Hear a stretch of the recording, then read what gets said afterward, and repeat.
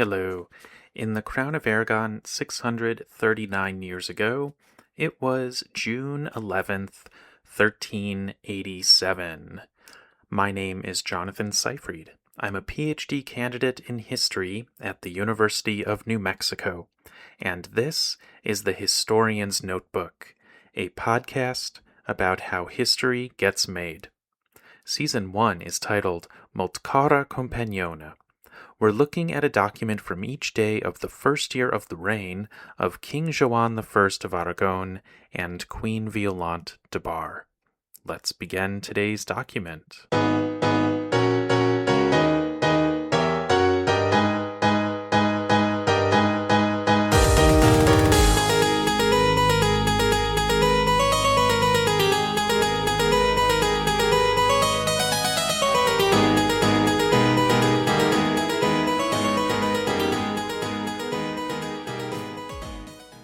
I first want to send out a special birthday wish to my mom.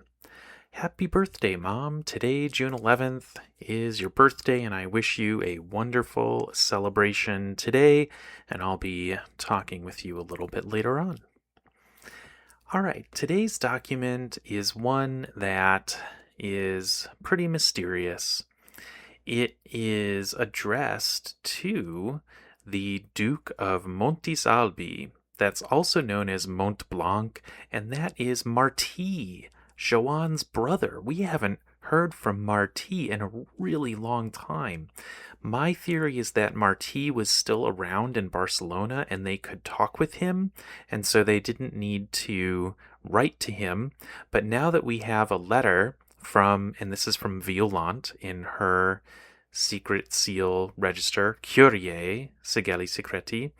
Well, now that we've got a letter from Violant to her brother-in-law, Martí, well, he's got to be someplace else. And so when did he leave Barcelona? And are we going to be seeing more letters to him in the near future? I really don't know. I did a little bit of cursory research on this, trying to figure out a little bit of Martí's timeline, but I think that Daniel Girona y Agostera did not do an itinerary for Martí in the time before he became king. I think there is an itinerary for him during his reign, which went from 1396 to into the 1400s, so I think it was something like 1410, around then. And actually, Martí is the last king of this dynasty. His son died before him, and so when Martí died, that was the end of what's known as the House of Barcelona. But anyway, let's get back to this letter. So we've got a letter to Martí. Haven't had a letter to Martí in a really long time, unless there's some register where all of these are located. I think there hasn't really been much correspondence between Violant and Martí or Joan and Martí. At the very beginning of the podcast, he was a very frequent correspondent because he was there in Barcelona before even Violant got there.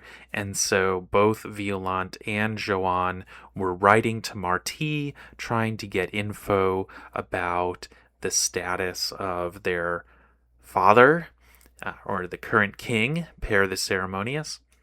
And then then Martí chases after Sibylla. He's the one that catches her and sets up the imprisonment. And we've got some letters from Violant to Martí directing that action. And then it really drops off. I don't think after that we have any letters to Martí from either Joan or Violant that have been written about in the scholarship. And for the period of time we're focused on in the podcast, so until now. So we've got this span of 3 months or 4 months where maybe Martí was in Barcelona. I'm not sure. I'm going to have to research this a little bit more. But in any event, by the time we get to June 11th, Martí is definitely somewhere else. And the probata for this document is a pretty straightforward one. Doña Regina mandawat mihi, the queen has commanded me.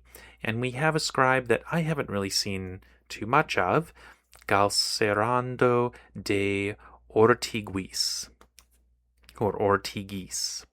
So, not sure what his deal is as a scribe, if he's a common scribe later on, and I just don't really recognize the name right now. The other letter on this folio is from June 20th, quite a bit later, and we go back to Bartolomeo Sirvent for that one. So this particular letter is pretty easy to understand. The OpenClaw pipeline did okay. It missed a couple important things, but overall it got the sense of what's being asked here of Martí, which is that there's these two people in Martí's household and they're needed for some kind of testimony. There's some kind of investigation going on, and Violant is sending a scribe to collect the testimony, evidently on paper, and to bring it back. And so this letter is something the scribe, the writer, identified here as an escriba, but not by name. Could be this Galcerando, I don't know. But this is the cover letter that he's bringing with him, and he's going to write down what these two people say. They are Homens de casa vostra. They are men of your house, is what Violant is saying to Martí. And their names are in this document: Jaime des Col and Sancho del Rey. I did a little bit of a search, just Googling around for those names. Nothing seemed to come up. And there's nothing in the letter about what is going on with this case. How serious is it? Don't know. What is the topic? Don't know. But what we do have is one last phrase that adds a bit of urgency into this. The last phrase before the dating clause is esser peril en la triga. So there is peril in delay.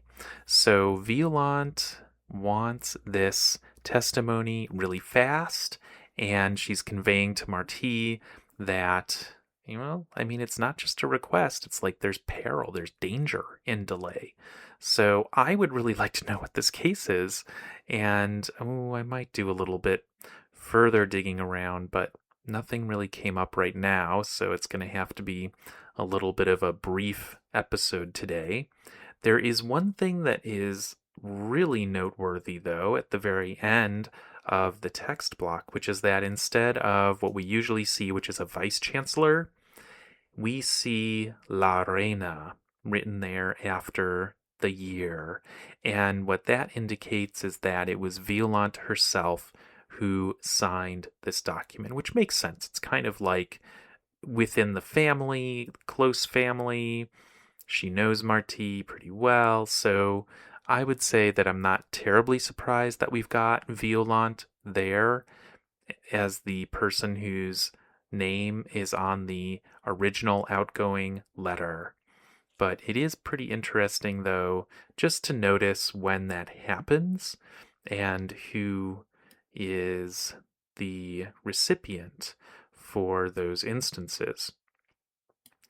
So a bit of a more personal letter. There's urgency. There's some kind of investigation.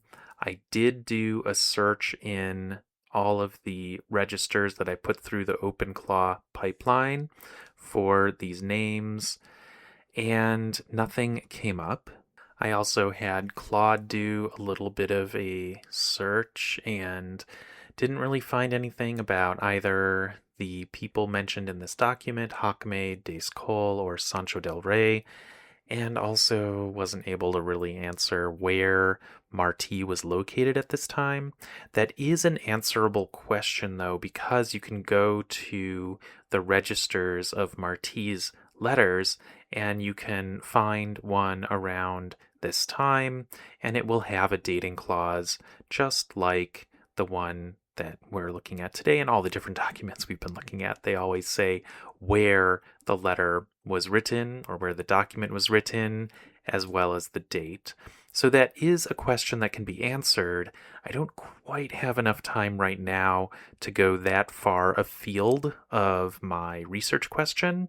And so if I do have time, I'll do that and I'll add what I found into the show notes for today. And who knows, I might really luck out and just happen upon a document from Martí to Violant about this issue, but it's just a question of whether I have enough time to do that. It also occurred to me that I really should be looking in Martí's registers for letters to Joan and Violant, but they're not indexed, so I just would have to kind of flip through and hope I find one. And that is a really time-consuming process. But, it would definitely be interesting from Martí's point of view to see who he's writing to about what kinds of issues. And once again, I come back to the technological development of the AI-powered automatic text recognition and how one day all of these will be full text searchable and you can just type in a query and look through the results. But right now, the paleography is still too much of a struggle, and the compute, processing all of those documents, the number of tokens required is just gigantic right now. So it's something that maybe 5 years down the line will be easy to do. Not sure. Maybe it'll be more like 10 years. So we'll see what happens on that sort of long-term technological picture. But for now, I'm going to have to just leave this as a bit mysterious. Hope that we come across another document in the future about these people or about this case and get some more answers that way. Thanks for listening to this episode of The Historian's Notebook, Season 1, Molt cara companiona. If you are leaving with more questions than you arrived with, which of course you must be, I've done my job. Remember, the motto of The Historian's Notebook is dissatisfaction guaranteed. But, Mom, I hope that you have a lot of satisfaction today on your birthday. So let's suspend the motto of The Historian's Notebook just for today. Visit the website to see an image of today's document and additional show notes, and listen again tomorrow to hear about the next day in the first year of the reign of King Joan I of Aragon and Queen Violant de Bar. In the meantime, take care.